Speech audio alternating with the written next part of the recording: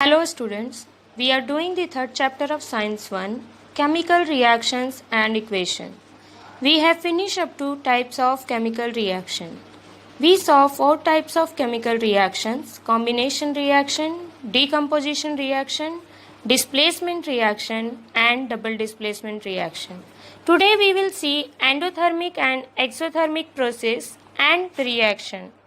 Heat is absorbed and given away in various processes and reactions. Accordingly, process and reactions are classified as endothermic or exothermic. What do you mean by endothermic process? Heat from outside is absorbed during some physical change, for example, melting of ice, dissolution of potassium nitrate in water. Those are endothermic process. What do you mean by exothermic process? Heat is given away during some physical changes, for example, formation of ice from water, dissolution of sodium hydroxide in water. Those are exothermic process. For more understanding, here is the difference between an endothermic reaction and exothermic reaction. First, heat is absorbed by the system in endothermic reaction and heat is released by the system in exothermic reaction. See this diagram. Consider the oval shape as a system in that first heat is involving in that system, in that reaction. So, heat is absorbed. See the second diagram. Here, arrow is outside. So, heat is released from the system. So, first one is heat is absorbing in the system. First one is endothermic reaction, and when heat is releasing, the reaction is exothermic. See, A is a reactant plus heat is involving and product is given.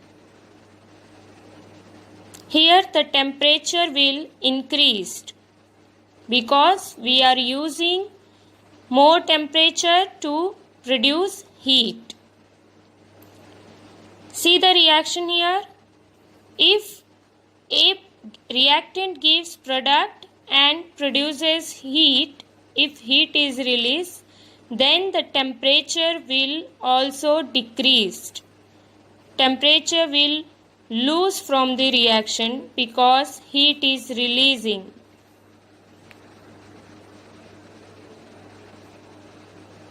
See, temperature decreased. Next point is temperature of surrounding is decreased in endothermic reaction, and in exothermic temperature of surrounding will increase because heat is releasing. In endothermic reaction favored by a high temperature surrounding, and exothermic reaction is favored by a low temperature surrounding. Next point is about enthalpy.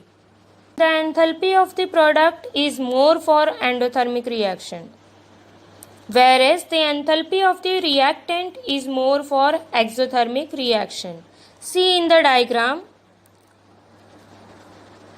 the product has more height as reactant, and in second diagram of exothermic, the reactant has high height and product is in low.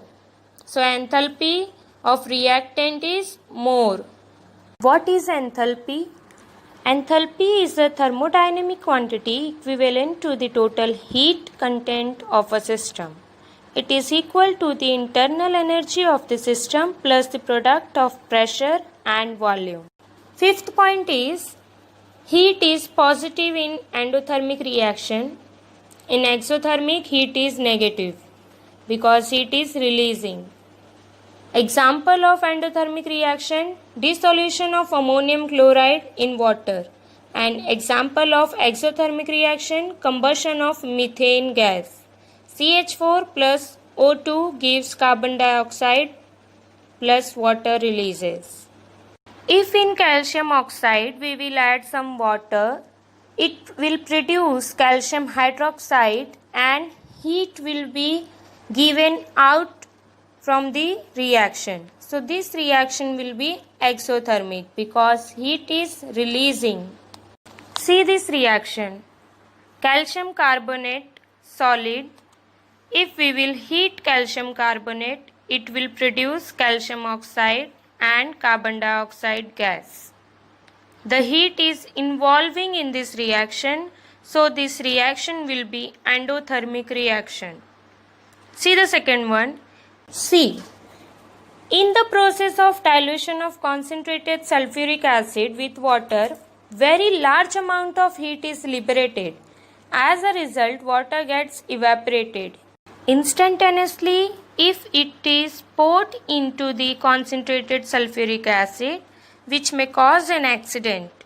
To avoid this, required amount of water is taken in a glass container and small quantity of concentrated sulfuric acid at a time is added with stirring. Therefore, only a small amount of heat is liberated at a time. So this was a precaution at the time of we will do exothermic reaction. So this was about endothermic process, exothermic process, and we saw some examples of endothermic reaction and exothermic reaction. Further information of this chapter we will do in our next session. Thank you all.